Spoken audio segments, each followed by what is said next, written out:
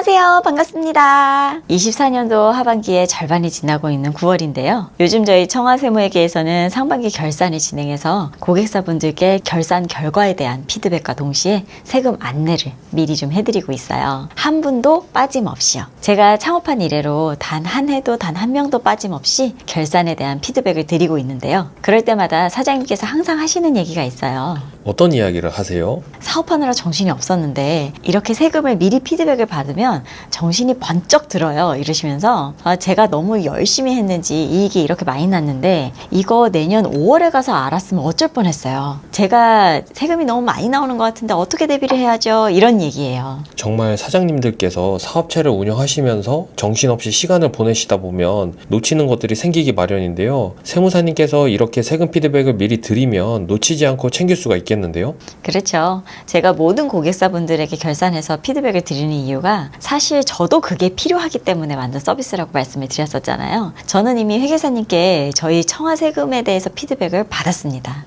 근데 저도 세액이 얼마 나올지 보고 조금 눈물이 앞을 가리더라고요.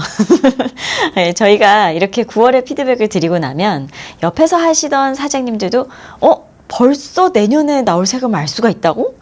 올해 실적이 좋아서 세금 걱정이 되는데 한번 상담 받아보고 싶어 이러면서 상담 문의를 많이 해주고 계세요. 세무사님께서 이렇게 세금에 대해서 피드백을 드리는데 세금을 대비하는 것 외에도 사장님께서 챙길 수 있는 게 어떤 게 있을까요? 흔히들 사장님께서 세무사는 세금에 대해서만 피드백을 주고 받는 걸로 생각하시는 경우가 많아요. 하지만 그조차도 세금 신고할 때 막바지에 다다라서 피드백을 받곤 하시잖아요. 미리 알 수 있으면 세금 대비를 할 수 있고 자금 흐름에 대해서 대비를 할 수 있는 것이에요. 이처럼 세무사가 당연히 세금에 대한 컨설팅과 피드백은 해야겠지만 사장님에게는 세금만큼 중요한 게 바로 현금 흐름이거든요. 흑자도산이라고 들어보셨을 거예요. 결산이 완료된 장부상에는 이익으로 나오는데 자금 결제가 밀려가지고 부도나는 상황을 말하는데요. 반기 결산을 하면서 현금 흐름의 상황을 미리 체크할 수 있고 어디서 자금 경색이 일어나고 있는지 미리 체크할 수 있는 것이죠. 사장님들께서 사업을 위해서 너무 영업에만 몰입하시다 보면 놓치는 것들이 있어요. 영업만큼 중요한 것이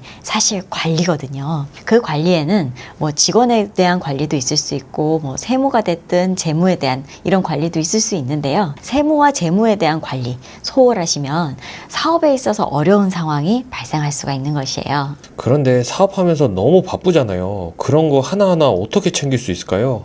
제가 세무사지만 동시에 저도 사장이기 때문에 사장님의 마음 100번 공감합니다. 사장님들은 너무 해야 할 일이 많잖아요. 그래서 제가 매일매일 이런 관리를 하라고는 말씀 못 드리죠. 하지만 최소한 저희가 이렇게 반기 결산하면서 피드백을 드릴 때만큼이라도 좀 관심을 가지고 신경을 써주셔도 미래에 생길 난감한 상황은 피하실 수 있으실 거라고 생각이 돼요. 제가 9월에 반기 결산에서 피드백 드리는 이유가 다 있는 것이거든요.